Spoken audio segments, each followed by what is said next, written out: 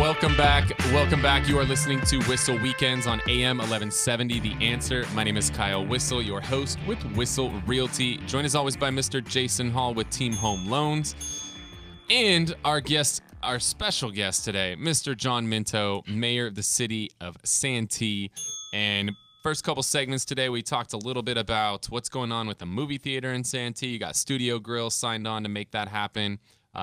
Lots of progress there, so that's coming along nicely. You've got Carl Strauss, who's trying to come to town. They actually own a large parcel of land where they intend to build, and they're just working through some of the hurdles, we'll say, to get that done. So don't know when that will be, but hopefully that will be. But I can promise you they own land. I can confirm that. That's the one part I can confirm as a real estate agent. Who else owns land in Santee? Is this next topic we're talking about? Do they actually already own land, or are they just wanting to own land? Yeah, so let's dive into this. This has been one of the most hotly contested topics that I've seen in a long time. This is getting a lot of media coverage on not just locally within Santee, but on all the big outlets out there. Everybody's talking about this. There's a project that has been slated for many, many years in Santee. Multiple different developers have tried to build a project called Fanita Ranch. And I don't know, what are we, fourth or fifth developer now? That's somewhere around there, yeah. Yeah, so I mean, this has been... What area are we talking about?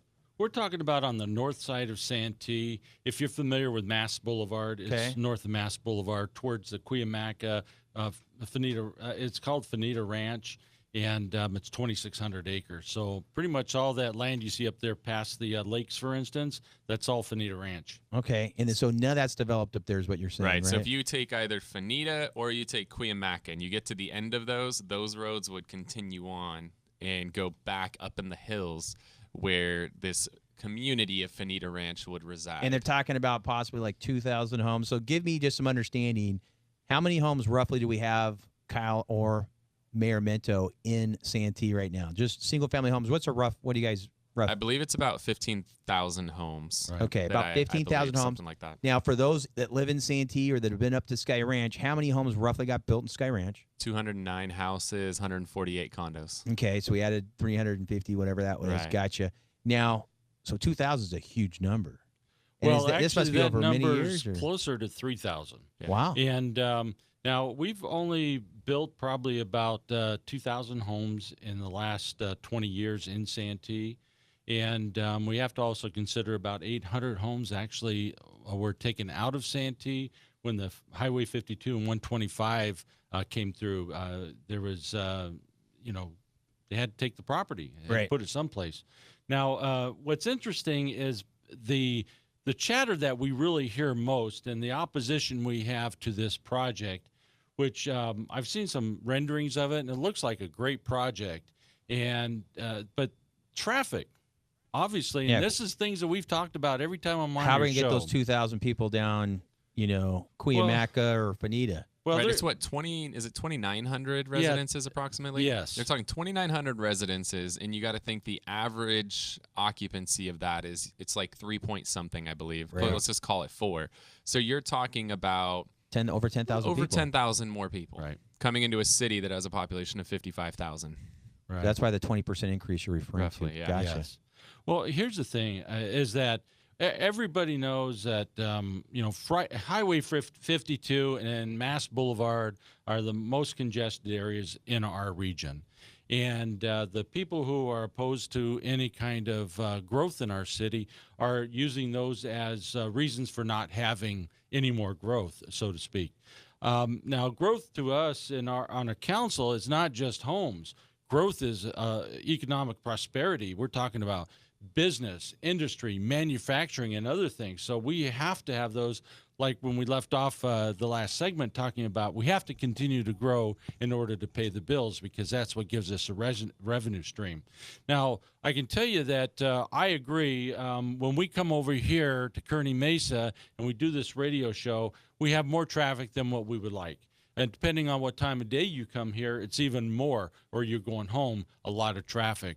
And everybody keeps talking about it. Why haven't we done something with traffic? Why haven't we done something with traffic? The most asked question. Now, if you need to get in here and jump in and ask a question, raise a hand, because I'm going to go real fast on this because I'm very passionate about it, and I've got some ideas on how we're going to fix Well, this. the good news is at least you guys have 52, because I remember as a kid when I was in high school, there was there was a 52, but it stopped at 805. That's correct. Now, and that's where I was going to go.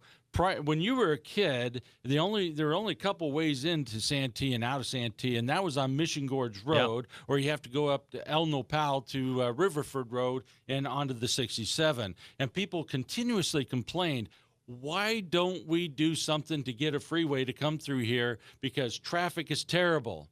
Traffic's terrible. We know that. So what happened? Well, you know what? We extended Mass Boulevard, and that got people over to West Hills Parkway, but that just put more cars faster onto Mission Gorge Road. And so what happened is it continued to back up into San Diego, into the Mission Gorge area. Well, you know what? We brought the 52 finally across, and it dead-ended at 52. Onto Mission Gorge Road, if you remember that. And we also had a couple ramps now that came off of 52 into Santee. And people say, this is great. You know what? We finally have traffic moving and everything. And all of a sudden, people in, other areas found out, that's a good way to go. So now what we have is complaints again. So we are diligently working on extending the 52 to 67 and bringing in the 125. Well, that happened. And everybody said, that's great. We finally have some traffic relief. Well, people in Lakeside, El Cajon, unincorporated areas of East County, La Mesa, Chula Vista, Lemon Grove, and National City, everybody found out they get the 125, go to the 52, and they go across. So today, 71% of the traffic that you see on that freeway comes from someplace other than Santee, because only about 29% of the people about 21%, somewhere in there, of the people in Santee. Of the residents of Santee. Yeah, use that freeway or go other directions on freeways. So it's people like me from La Mesa. When I want to head up maybe to Poway or up to Miramar, then I'm going to, because I live off the 125. Yeah, it's all your fault. It's guys like me and my wife. Yeah. I got you. So here's the thing. Makes sense. I got to tell you, this is not a new thing. Santee is not just working on this because people are complaining today. We started in 1980 when we incorporated creating a general plan, because every city is supposed to have one. And in 1984, our very first general plan was created. And what it did is it identified as a major project the 52 freeway and the 125, because we knew that's what was going to bring economic prosperity to our region. And so that's how we were able to move it along. Now, SANDAG, which is the San Diego Association of Governments, is required to have a regional transportation plan, and that gets updated every 4 to 5 years. So that means only every 4 to 5 years we get an opportunity to move our issues up in that plan. 52 is obviously one of those big issues. Well, we're right now in the middle or starting to do a new regional plan update. So right now is the most important time for us to do something about it. Right. Once again. And that's why every 4 years you see something change and happen, and we get a little bit better traffic. Now, I've got a plan, because I'm tired of hearing people say, fix this, do this, do that. Yeah, but nobody gives a plan. But nobody comes in. Nobody offers any way to help us. So we get whatever we get. And you know what? East County has never been given very much credit for being anybody or any place or anything. Because if you've gone east, people say, well, is there something east of the 15? Well, yes, there is. You know what? Kyle and I are east of the 15, and we're people, and we deserve to have what others have. Sure. So here's what my plan is. And tonight at our city council meeting, you'll see on our agenda is what I call the Highway 52 Coalition. Okay. I want to create a public-private partnership.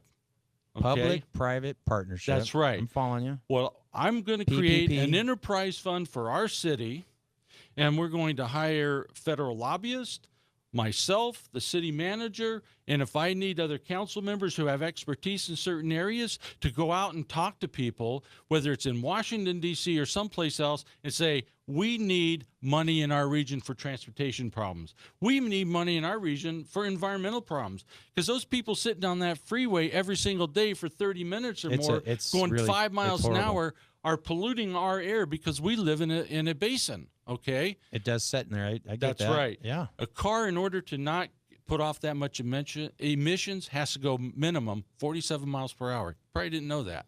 Okay. Which only happens between probably 10 and 2. That's exactly right. So you know what? If I can go back east, now here's the $1 billion deal I was talking about. Uh-oh, here we go.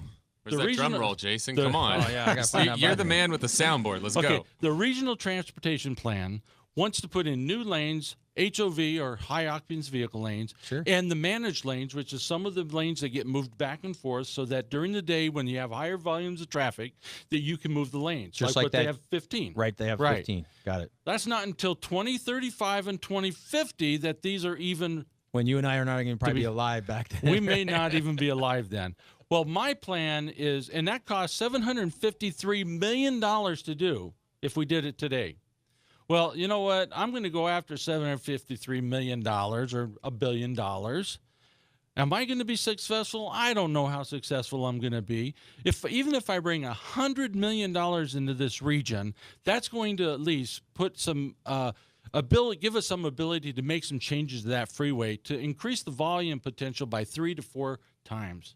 And if we increase that 3 to 4 times in the next 5 years, we'll say that means that we have some relief further out. So we're always thinking about what can we do to make the changes. So whether you have 3,000 homes on Fanita Ranch or you build a few infill homes around Santee or put new businesses, in order to make sure that this area stays prosperous, we're always going to be thinking about future generations and how they're getting about and how much freeway space we have. And during the break, Kyle and I were talking about how, We'll skip the break. You're here. We're running out of time. Oh, that way we just No, we're ran going to through. skip No. the break. You just keep No, going. Okay. This is our last segment then, right? Yeah, Or we're this just going is to it? keep going. All right. We're keeping well, going. the thing is that, in probably by 2025, 2035, there's going to be less and less people using vehicles because the millennials of today, and actually, you know what, a lot of those that are even younger than millennial age, they're using Uber and Lyft and other types of transportation. And with the technology that we have today, I mean, we got technology sitting here. We're live streaming this, and people Yeah. are hearing us live. Live right So now. when we make our mistakes, they know when we make mistakes. Well, those people are going to be working at home. As a matter of fact, you're in the business. You see a lot of homes being built today with office built into them so that people can stay home. They don't have to go places to work. And that's what's going to give us the greatest relief on this traffic problem that we have. But until we get that relief, we have to do something. And I've got that plan, and we're starting tonight to work on that. All right, so walk me through that. Wait a minute. Here's I'm the listening. private part of it. I'm asking for money from other people other than our taxpayers. Okay. I want taxpayers paying for this. We've already paid once to get our freeways designed. We shouldn't have to pay for it again. People that want to come into our neighborhoods and work and build things, those are the people I want to fund this. Okay. So you want to widen 52? Give me some ideas. Well, what's some of the ideas that are out there? Those things that are Is there already in another the corridor transportation. that we can connect 52 and 67? Because we all know it kind of goes around Santee, but before we build anything north, like on Fanita Ranch, I'd love to see some type of, road or highway that kind of cuts, right above West Hills. Like that, I'm thinking right where the dump is, somewhere in that area that kind of cuts some road, fairway that goes directly to, say, 67 to Lakeside out to the rodeo. I understand that. I've actually had some conversations about that. Unfortunately, some of the problems that we run into is environmental. And it's like the 125 that was scheduled at one time to go all the way into Poway. There's environmental concerns that will no longer allow that to happen. I mean, if you ask me, it's like being a dynamic leader and a manager. A manager will, take and cut a, path through a forest, but a dynamic leader will make sure you're in the right forest, right? Well, I say, let's find the right forest and get us there. Well, you guys got homes from Poway stretching they actually overview Santee now. Well, I mean, it's crazy. So how can they build houses, but we can't connect? I mean, I remember as a kid, the whole time they moved our house so that they could build 125. And it took them 20 years after we moved to build the damn freeway. But we were told it was going to go straight to Poway. And now when I'm driving down your 125 viewing Santee, I can look up on the hill and I can see homes that are being built there on Scripps and Scripps Poway area that I can see the edges of. How can we not connect that? Well, let me put it to you very simply. the people that planned all that stuff had hair his color, about that age. Today they have Thomas, more hair, just so you know, your color and my color, gray. Thomas And, is like 24, Thomas? 27, yes. So that's the problem, is that people back then were trying to save money for the government, and the government said, well, you know what? Well, I'm going to put it to you this way. We have bonds. We ask for money. Right. And then a few years later, they have another bond. They ask for more money. My question is, why didn't they just ask for all the money up front so that you don't? Yeah, the day the 52 full expansion opened, we had traffic because the bridge was only 2 lanes. Yeah. And we had a 3-lane freeway that had to come to 2 lanes to get through the bridge. You always had that stop coming in and out of Santee on the 52. And I've asked developers, like, why'd you guys do that? And they're smart, fill in the blank is job security. And I'm like, well, some politicians and government wanted to save a little bit of money. I'm like, so you wanted to save us $10 million there then so that now you can charge me $100 million. Yeah, it's crazy. Goes back to the old pay me now or pay me later theory. And quite frankly, I'd rather pay you now. I hate taxes. I hate the idea of bonds. I hate all that stuff because, I want to keep the money that I worked hard for in my pocket. I think the difference is, though, that I don't mind personally paying for a bond or something where I see the bricks, the sticks, Yeah, the you see mortar. improvements right away. I see where my money's going to. The bonds that I don't like paying for, of course, the ones that I never see where it goes to. And so you have to ask your question, well, did I really give them the money for what they said it's for? So you know what? Good question. A lot of people ask. That's what we all ask, I mean, you're a politician. I mean, it's at a local city level, so you understand some of it, but we ask that at the state level. We ask that on the federal level. I can tell you, being a mortgage banker, the government has their hands in Fannie and Freddie, and they're taking what's called guarantee fees. Right. And it didn't have to be voted on other than Congress. And they've been taking more and more money out. And we as homeowners, every time you do a home loan, you don't realize, but you're being basically taxed. And they're taking the money. We don't even know what they're doing with that money. Right. Right. And we know they take money from the pump. Well, every time we pay gas, there's money on there. That's why it's always cheaper when you go to Arizona. It's like $1 cheaper a gallon, and it's crazy. Yeah. So. Again, you're listening to Whissel Weekends, AM 1170. The Answer. We're talking with Mayor John Minto out in Santee. So we talked, obviously, we went down a rabbit hole with the traffic and everything, but let's get back to Fanita Ranch. No, okay, I'm sorry. I let but you go. He knows we need to get transportation in order to make that a reality. Yeah, but I'm going to tell you, one of my things is I study a lot of the future and where things are going. And, I believe there will be significantly less cars on the road 10 years from now. I believe in my lifetime that there will be a point where I don't even drive a car. I study a lot of really smart people. Peter Diamandis wrote Abundance, wrote Bold. I had an opportunity to meet him recently, and he asked me, he's like, how old is your daughter? I said, 2. He's like, your daughter will never drive a car herself in her lifetime. It's not going to happen. By the time she's 16, she will not drive a car, which I love because I've watched all my other friends as their kids turn 16. They're terrified. Right. But you've already got Uber, right, which takes people's cars. Right now, the average person uses their car 1 hour out of the day. And the car sits idle 23 hours a day. That's so inefficient. Uber has come in and really made auto travel more efficient because what happens is when we typically drive a car, we drive it, we put it in a parking lot, and then it sits there. And then, at the end of the day, we get back in the car and drive it. But what an Uber is doing is it's driving to that parking lot, and then it goes and picks somebody else up, takes them to a parking lot, takes them, and it's making a car get you 6 to 8 hours a day as opposed to 1 hour a day. Well, if you can get 800% more usage out of every vehicle that's on the road.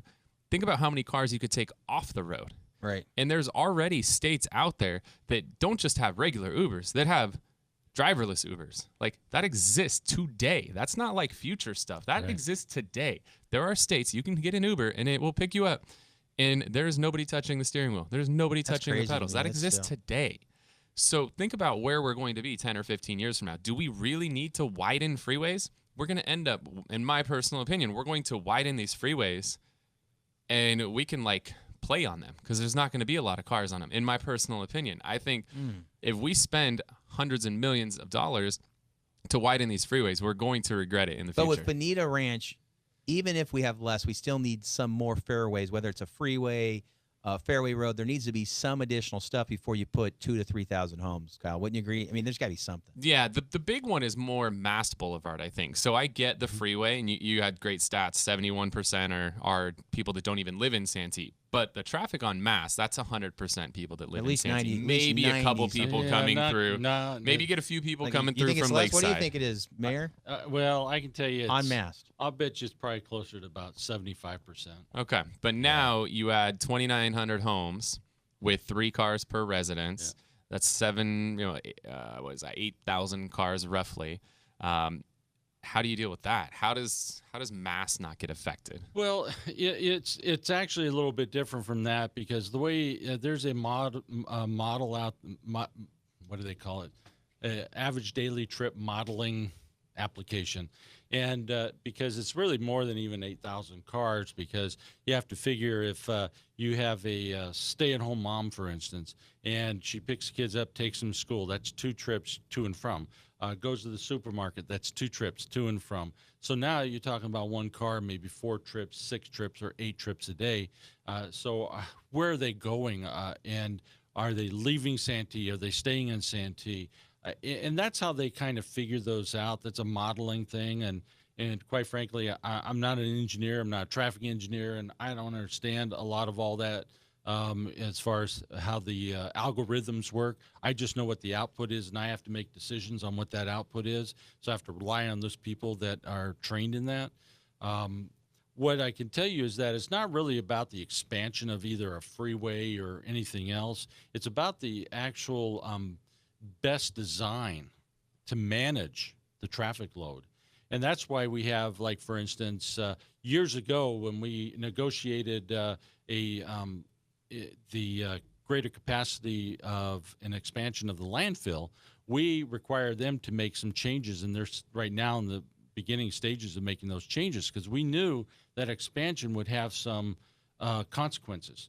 When Weston, for instance, first came in, Party Homes wanted to build that project, we said, you're going to have to do some things, and they haven't quite started it. They've done a couple of traffic mitigation issues, but there's more to come, because we knew that those were going to. So there's always the future of how these things work and how you manage it. So that's why the 52 thing is not about exactly expanding it, making just a few changes to it so that it's better managed. And that could even mean, for instance, where you have a traffic signal that slows down traffic getting onto the freeway or managing the traffic on there. So there's a lot of things that are done in that area. So 3,000 homes, it's like any place else. That 2,600 acres is the size of Lemon Grove, and Lemon Grove has a whole lot more than 2,600 homes, and they manage pretty well. It's interesting. I mean, I know as we wrap up the show, we blew right through the break because that was sponsored by, literally Whissel Weekends here with, you got East County Eats, you got Whissel Realty. And I want to get your take, right, as we wrap up the show, Kyle, on what you think about Fanita Ranch. What's the pros and cons you see real quick as we wrap up the show? The pros is it brings a new class of home into Santee. And I mean, there's senior community built into that. There's low income housing built into that. So it definitely fills some of those voids. So I appreciate that side of it. The traffic scares the crap out of me because that's a lot of homes that have to take surface streets to get to the freeway. So the amount of congestion that's going to be added to Fanita, that's going to be added to Cuyamaca, that's going to be added to Mass, that scares me. The freeway I'm not as concerned about. I think that's going to alleviate itself over time personally, just because I'm forward thinking. I think things are going to change a lot in the way that we deal with transportation right now.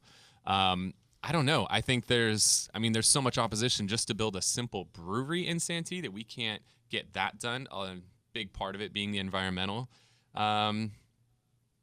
people, we'll just call it, for better lack of terms. How the hell is somebody going to build 2,900 homes when we can't even build a simple brewery because of environmental concerns? So I think it's going to be really tough. I think it's going to be an uphill road for them. I'm going to stay tuned in, and we'll see what happens. I don't know. But I've been trying for 20 plus years. Yeah. Is now the time? I don't know.